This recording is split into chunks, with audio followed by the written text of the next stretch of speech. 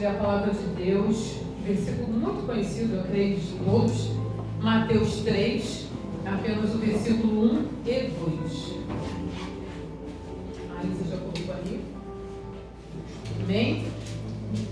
Mateus 3, versículo 1 e 2. Ele diz: naqueles dias surgiu João Batista pregando no deserto da Judéia. Ele dizia: arrependam-se, pois o reino dos céus está próximo. Aleluia. Senhor, aqui está a tua palavra e eu me lanço totalmente nas tuas mãos nesse momento. Aleluia. Porque a minha dependência está em ti, Senhor. Amém. Espírito Santo, eis-me aqui. Toma-nos, ó Deus, em tuas mãos nesse momento, que a tua palavra ela venha gerar em nós fé e transformação. Aleluia. Em nome de Jesus, amém. Amém? Podem sentar. Antes de eu começar aqui, está dando para ouvir bem? Amém. Amém? Antes de eu fazer a introdução aqui, eu só queria passar para a igreja como o Espírito Santo de Deus ele se move no nosso meio. Por isso que é importante nós darmos liberdade. Os louvores que a Maria, como o pastor Adi já falou, ele falou na sexta-feira, através do Joênio, e eu já tinha uma mensagem que já estava na minha mente, e aí eu falei assim, vou pregar X mensagem. E aquilo já vinha com ela há um tempo.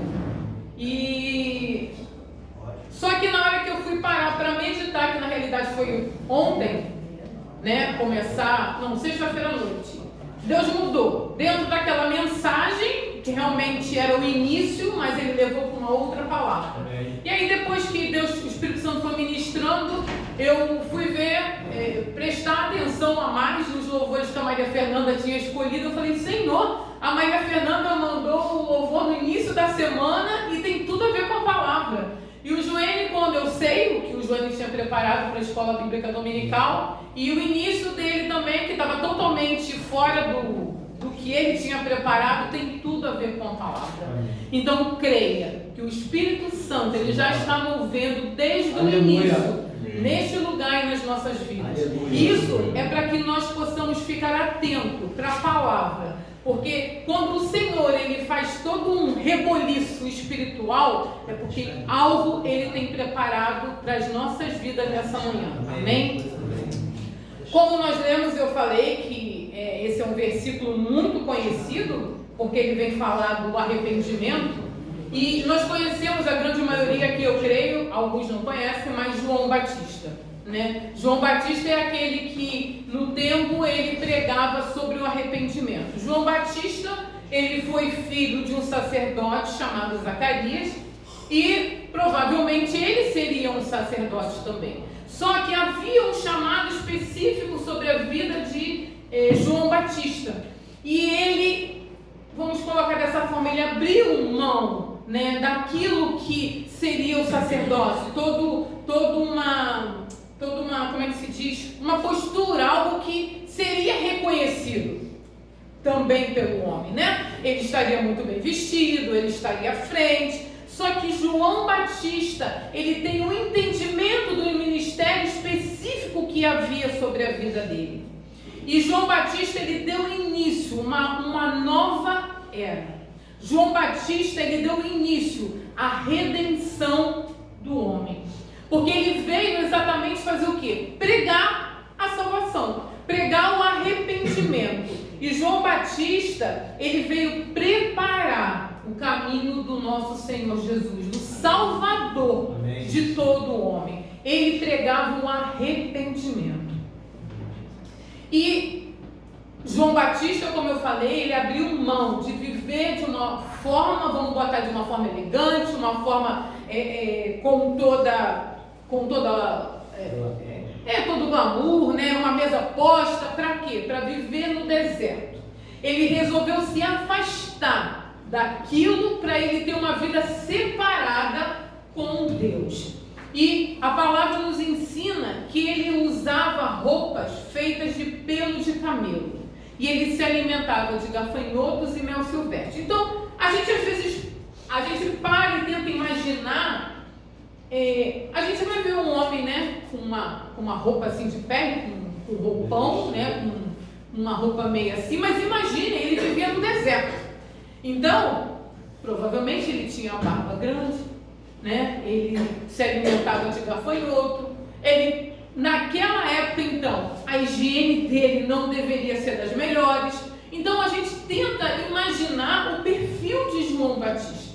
O que ele abriu mão, para quê? Para se separar, para se preparar, porque na realidade houve um preparo através de tudo isso para que ele pudesse cumprir um chamado específico na vida dele. Isso nos alerta que cada um de nós temos um chamado específico. E para isso nós precisamos de um preparo. Nós precisamos estar preparados para que no momento específico, no momento determinado pelo Senhor, nós possamos estar a postos. E para esse preparo, nós precisamos nos separar do mundo. É lógico que hoje ninguém vai andar, né, como João Batista, mas nós precisamos sim nos separar. Nós precisamos nos afastar das coisas que o mundo pode tentar nos envolver. Como foi falado no estudo, o inimigo ele vai tentar enganar até aqueles que estão na igreja. Então precisamos estar atentos. E a gente vê que esse chamado de João Batista era tão latente. É como o pastor Adi está sempre colocando, ele colocou hoje, um mundo espiritual. Imagina, João Batista era um desconhecido que ficou lá, como botar dessa forma, abandonado, sozinho no deserto. Só que havia um chamado espiritual. Havia um mover do sobrenatural de Deus, do mundo espiritual sobre a vida daquele homem. E a palavra, quando a gente vai lendo, no decorrer desse capítulo, a palavra nos diz que vinham até João Batista, iam até ele por livre e espontânea vontade. Pessoas de toda a Judéia, de Jerusalém e do redor de Jordão. Quer dizer, era uma área ampla. E as pessoas iam até João Batista por livre e espontânea vontade. Por quê? Porque viam o poder de Deus na vida dele. Querido, nós precisamos atrair as pessoas para nós. Nós precisamos que as pessoas vejam em nós o mover de Deus. Para que nós não precisamos, vem, não.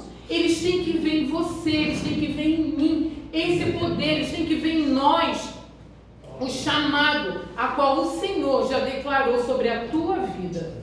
E João Batista, naquela época, havia os fariseus, haviam os saduceus, aqueles grandes da igreja, e ele não se intimidava com aqueles homens. Pelo contrário, a palavra diz que ele os chamava de raça de víboras. Sabe aquele grandão, vamos botar, hoje, dentro do nosso contexto evangélico, né? Aquele pastor que a gente vê na mídia, o poderosão. Então, ele chegava para eles e dizia, raça de víboras. E por quê? Por que isso? Porque havia um poder sobre ele. Havia autoridade sobre a vida de João Batista. E esses homens, os fariseus, os saduceus, eles se achavam em maioral, por quê? Porque eles acreditavam que, por eles serem filhos de Abraão, eles já estavam salvos. Eles já eram sacerdotes, já eram fariseus, eles eram a elite da igreja na época. Então estava tudo bem.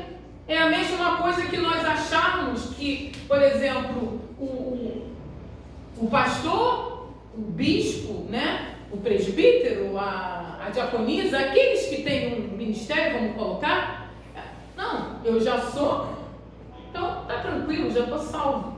E aqui a gente vê na palavra de Deus que não é isso, porque naquela época os filhos de Abraão eram o toque espiritual. Só que o Senhor conhece o coração de cada um. E por isso ele levantou naquela época João Batista com autoridade para dizer para cada um deles, raça de víboras. E ele dizia, arrependam-se, pois o reino dos céus está próximo.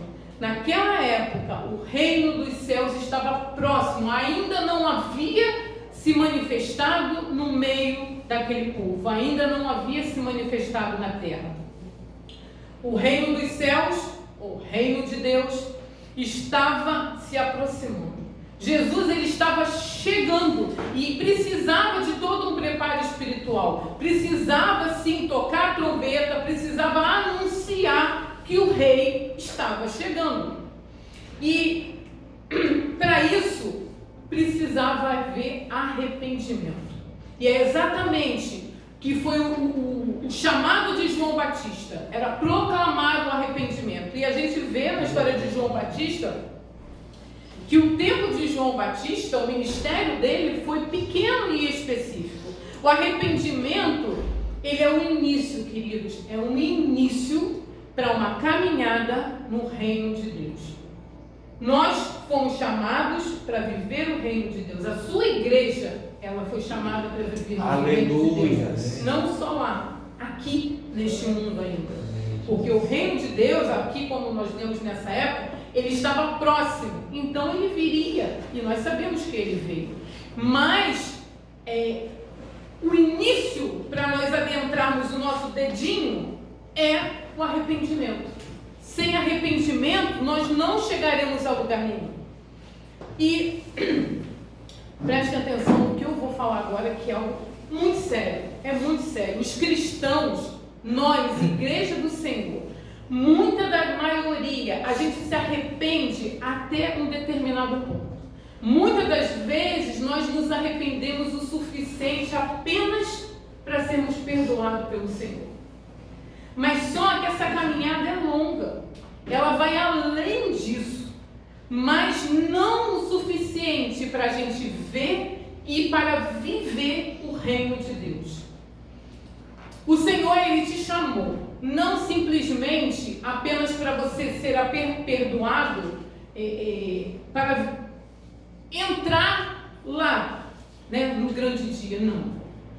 O nosso arrependimento tem que ser para termos uma vida, para vivermos o reino do Senhor. Nós precisamos ver o reino, nós precisamos viver o reino neste mundo. Por quê? Porque a gente vai ver mais aqui à frente que o reino de Deus, ele já foi estabelecido aqui, na vinda de Jesus Cristo. Amém? Amém. E nós fazemos parte. Ele diz que nós somos o quê? Filhos amados. Somos sacerdotes.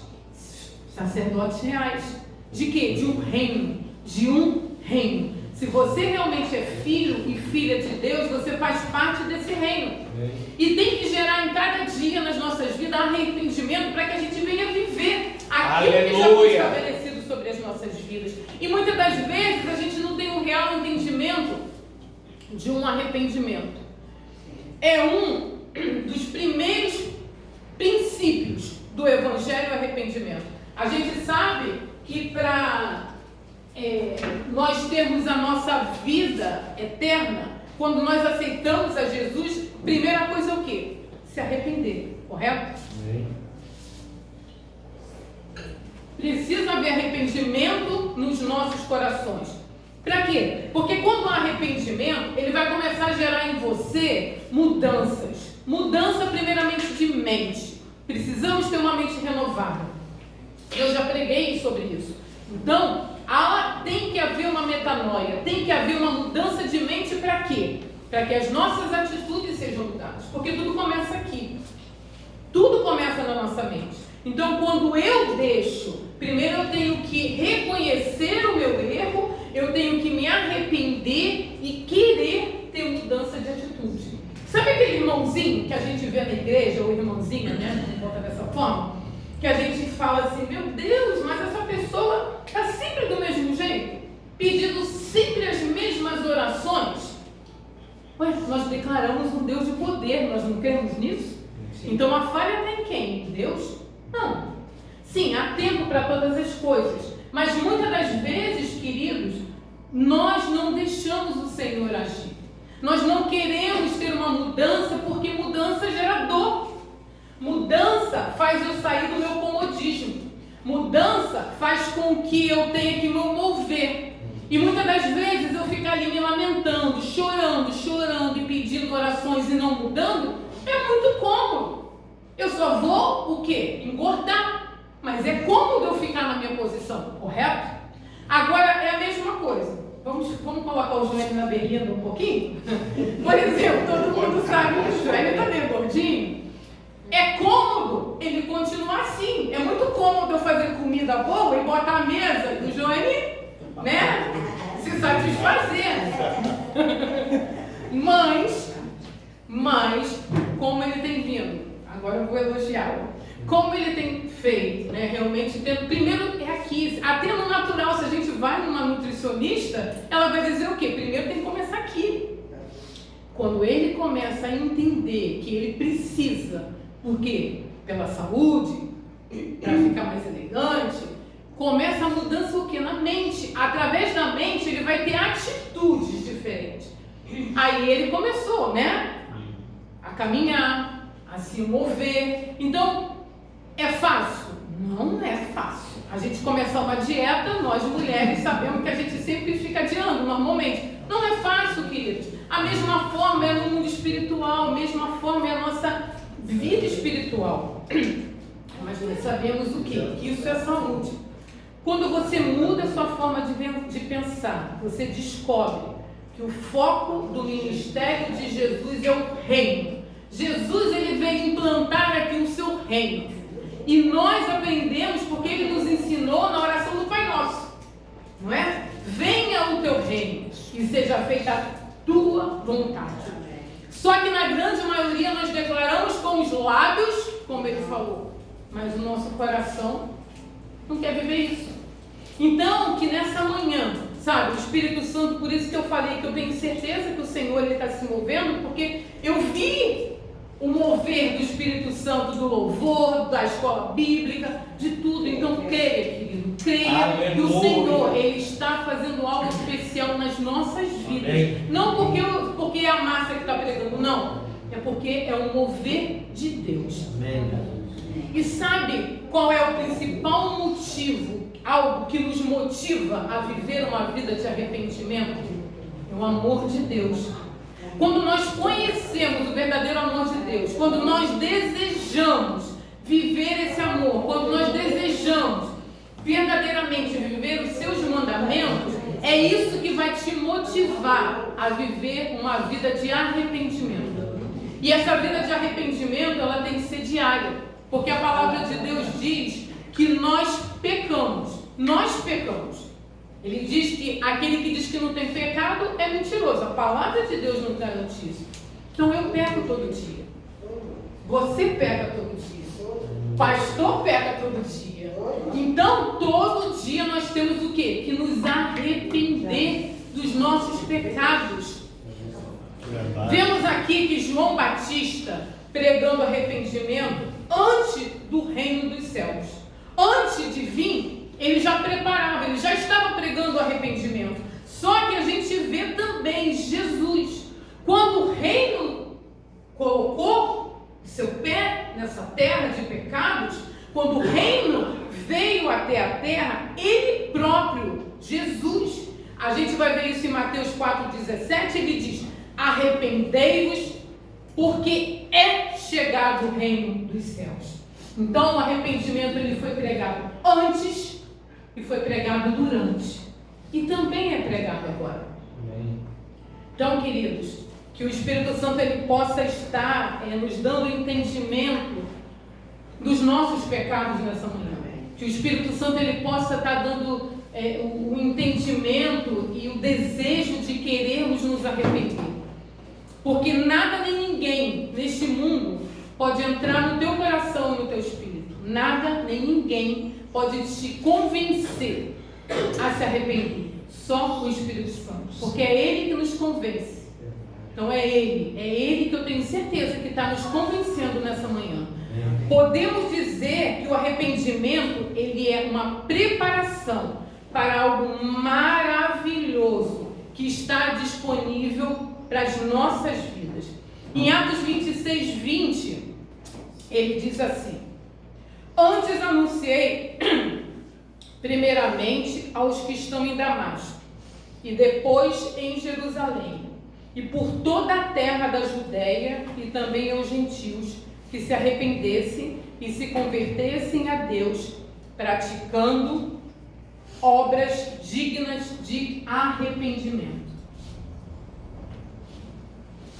Então, queridos, além do arrependimento, a gente vê aqui que ele tem que gerar na sua vida, na minha vida, obras. Esse arrependimento, ele tem que ser visível. Porque o arrependimento é interno. O Espírito Santo, ele vai fazer eu ter o entendimento do meu pecado. Até a Alessandra, né? Por isso que eu estou falando, como encaixou a Alessandra, colocou isso. Dos pecados invisíveis, que muitas das vezes nós temos. E ela até colocou pecados que são visíveis, a qual nós apontamos. Ah, mas ele é um ladrão, ele é um adúltero, né? Ele é um assassino. São pecados visíveis que está aí para todo mundo. E aquele pecado que está oculto, que muitas das vezes nem você ainda percebeu. Pecados que só o Espírito Santo, ele pode acender a luzinha em você. Só o Senhor, porque creia, queridos, todos nós temos esse pecado. Às vezes, quer ver uma coisa muito difícil? São os nossos sentimentos. Porque eu não escolho, agora eu quero amar. Não, agora eu quero sentir inveja. Não, agora eu quero odiar. Não, o sentimento é algo tão nocivo, que nos destrói, tanto que a ciência diz que ele destrói até o nosso corpo, né? Físico, porque a gente somatiza. Então, ele é tão destrutivo que ele vem de uma forma que a gente não percebe. E às vezes, quando a gente percebe, ele já tomou uma proporção dentro de nós.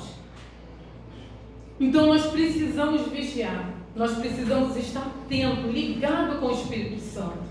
Porque quando esse sentimento surge, mesmo que a gente não perceba, ele te avisa, ele me avisa. Eu já tive essa experiência dele ter me avisado. E é nesse momento que a gente dá liberdade para que haja arrependimento nas nossas vidas. Paulo, ele não pregava conforme alguns, afirmando que a salvação consistia apenas em confiar em Jesus e na sua morte expiatória. Não. Paulo, ele tinha um entendimento muito maior, tanto que Paulo, ele diz que tinha momentos que ele não sabia se ele estava na terra ou se ele estava no céu, de tanta intimidade que ele tinha. Queridos, Paulo, ele foi um homem como eu e como você. Simplesmente nós precisamos ter essa entrega, como João Batista, nos separar desse mundo, para que a gente fique atento à separação, à santificação. Ser santo, a palavra nos ensina que é separação. Aí até a Olga falou, né, Olga? Mas eu tenho que me afastar dos meus amigos? Como foi colocado? Não. Mas se eu não me separo, se eu não me encho da presença do Senhor, me separar no sentido de buscar, me afastar, como foi lido também no Salmo 1, como eu vou poder me sentar com pessoas que não conhecem a Cristo? Eu serei contaminada. É o que acontece muitas das vezes com nossos irmãos. Quando eu estou cheia, eu estou preparada, aí sim, eu vou ser luz no meio das trevas. Mas se eu não estou preparada, tenha certeza, querido, que você não será luz no meio das trevas. Pelo contrário, a luzinha pequena que está em você, ela vai ser apagada pelas trevas. E não é isso que o Senhor quer. Os apóstolos, eles declaravam que ninguém será salvo em Cristo a não ser se arrepender. Primeiro, por isso que a confissão de fé, eu já tive igrejas, querido, que contam. Hoje ganhamos 10 almas para Jesus. Hoje ganhamos 50 almas para Jesus porque 50 levantaram a mão. Quem quer aceitar Jesus? Eu aí, aquela festa que faz. Não é isso. Deus, ele não está, o Senhor, ele não está contando mãozinhas que são levantadas. O Senhor, ele está olhando corações contritos e arrependidos. Amém. Queridos, eu não sei como você se encontra, eu não sei se realmente, no momento em que você entrou na igreja, você simplesmente levantou a sua mão, ou se você teve um coração contrito e arrependido. Se você não teve, hoje é o dia que o Senhor está te dando a oportunidade de ter um coração contrito e arrependido na presença dele. E o arrependimento, ele gera, como eu falei, mudança de mente, mudança de atitudes e tem que gerar em nós obras boas. Nós temos que ter essas obras boas para quê? Para que as pessoas possam ver através das nossas vidas aquilo que o Senhor faz. Um grande exemplo que nós temos, porque eu gosto de dar exemplo na palavra, né? Que a gente vê o poder de Deus, é a vida de Paulo. Paulo, um grande homem que todos nós conhecemos, um homem que nós falamos até hoje. Em Atos 9 a gente vai ver o momento em que Paulo, que o Senhor encontrou Paulo. Paulo, nós sabemos que era um homem carrasco, um homem que, ele, mesmo conhecedor da lei, fiel à lei que ele aprendeu, ele tinha um objetivo: acabar com a igreja do Senhor, e matava as pessoas, prendia as pessoas. Só que um dia Jesus o encontrou, Jesus encontrou com ele, e naquele momento, com a presença do Senhor, por ser algo tão poderoso e tão forte, a palavra de Deus nos diz que ele caiu e que ele ficou cego. Eu não sei se eu já passei para vocês, mas uma vez o Senhor me deu uma experiência realmente quando eu estava pregando ia fazer uma pregação sobre isso. Eu tive um entendimento no meu espírito, aqueles 3 dias que Paulo viveu. Porque a gente às vezes lê, mas a gente não consegue entrar na palavra, a gente não consegue entrar na dimensão do espírito do que aquele homem vivia naquela época. E Paulo, imagina, 3 dias. 3 dias ele ficou cego. Mas não foi apenas uma cegueira física, foi muito além. Foram 3 dias que realmente o Senhor trabalhou na vida dele. Foram 3 dias a qual ele ficou sem comer, 3 dias sem beber, 3 dias numa escuridão profunda, e 3 dias a qual ele ficou morto para o mundo. Imaginem, gente, Paulo, um homem de poder, um homem de autoridade, um homem altivo, um homem arrogante, porque Paulo era no momento em que ele ia contra a igreja do Senhor, ele se achar 3 dias naquela situação, totalmente na dependência dos outros. Só que foram 3 dias que o Senhor trabalhou na vida dele. 3 dias aonde houve tempo de arrependimento. E naquele momento em que ele se encontra com Jesus, eu fiquei imaginando o que passou na mente de Paulo. Sabe, ele pôde ver que tudo que ele fez, de tudo que ele acreditou, tudo era mentira, como ele diz, que tudo era esterco, nada servia o que ele aprendeu. Imagina, gente, um arrependimento que entrou no coração daquele homem, em saber que ele matou homens santos, que ele na realidade matou Jesus, porque ele matou homens santos que pregavam a verdade. Imagina quando ele se deparou com a verdade, imagina o seu coração, imagina o seu espírito, imagina o que a mente desse homem, como ficou a mente desse homem. Mas houve tempo de arrependimento, houve tempo de morte. Queridos, arrependimento é morte. Nós temos que morrer, você tem que morrer, o teu homem natural tem que morrer, porque senão nós não conseguimos nos transformar num homem sobrenatural. Senão tudo aquilo, como diz no Salmo, que Deus já escreveu e determinou para a tua vida, que com certeza tem ministérios, tem dons espirituais, tem o poder de Deus sobre a tua igreja, sobre a tua vida e sobre essa igreja, ela não vai se manifestar nunca, nunca. Por enquanto você não se arrepender, enquanto nós não vivemos esses 3 dias de arrependimento como Paulo viveu. Por quê? Porque nós vemos aí a obra. Quem não conhece a obra de Paulo aqui? Todos nós conhecemos. Até os ímpios conhecem a obra que houve sobre a vida de Paulo. Por quê? Houve arrependimento, houve transformação de vida, houve transformação de mente, houve transformação no seu falar, houve transformação nas suas atitudes. E por isso, hoje, nesse exato momento, Eu estou pregando sobre a vida dele. Dá para a gente dimensionar esse poder, queridos.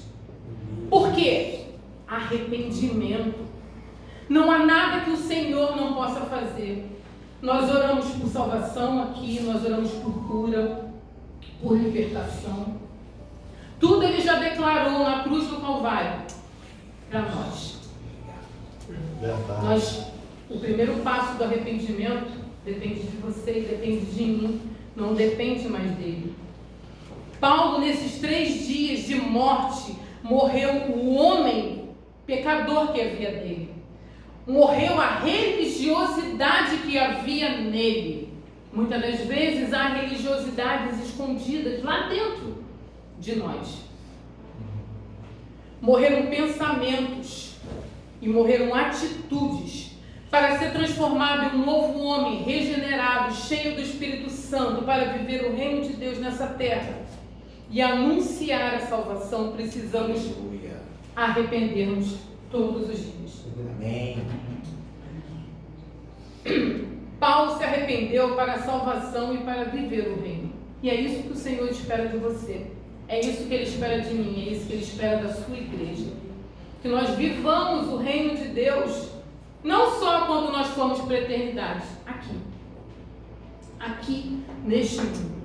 Alguns de nós, algumas igrejas, alguns servos do Senhor, eles creem que a confissão de pecados e arrependimentos é importante só para o incrédulo. De repente, mas Márcia, todo mundo aqui já aceitou Jesus, nós somos da mesma igreja. Para que você está pregando arrependimento? Não, foi como eu falei, nós temos que nos arrepender todo dia. E é também para aqueles como nós, que já fomos nascidos de novo. Nós temos algumas pessoas que se batizaram há pouco tempo. Isso tem que ser constante na vida de vocês, como tem que ser constante na vida da igreja. Dessa igreja aqui, muito tempo depois. Como eu falei, a gente vai ver que Jesus, ele se dirigiu a crentes, a igrejas. Olha como é importante o arrependimento, gente, porque nós vimos que foi pregado antes dele se manifestar, o próprio Jesus, o próprio reino, pregou o arrependimento, e a gente vai ver que muito depois, muitos anos depois, continua se falando do arrependimento. E a gente vai ver isso em Apocalipse 2 e 3, quando ele exorta as 7 igrejas. E essas 7 igrejas somos nós hoje. Se a gente for analisar as 7 igrejas do Apocalipse, exatamente, nós encontramos essas características hoje, na Igreja do Senhor de 2023. Apenas 2. De 7, apenas 2. Ele não diz a palavra arrependei-vos. De 7, 5. O Senhor exortou, arrependei-vos. E por isso Ele nos exorta nessa manhã, nessa tarde. Arrependei-vos. Nós, como igreja do Senhor, precisamos nos arrepender dos nossos pecados. Apocalipse 3, do 18 ao 19, ele diz assim: aconselho-te que de mim compres ouro refinado pelo fogo para te enriqueceres, vestiduras brancas para te vestires, a fim de que não seja manifesta a vergonha da tua nudez, e colírio para ungires os olhos, a fim de que vejas. Eu repreendo e disciplino a quantos amo. Sê, pois, zeloso e arrepende-te. Queridos, tudo no Senhor é com amor. Sabe, quando a gente traz uma palavra de exortação para a igreja, é com amor.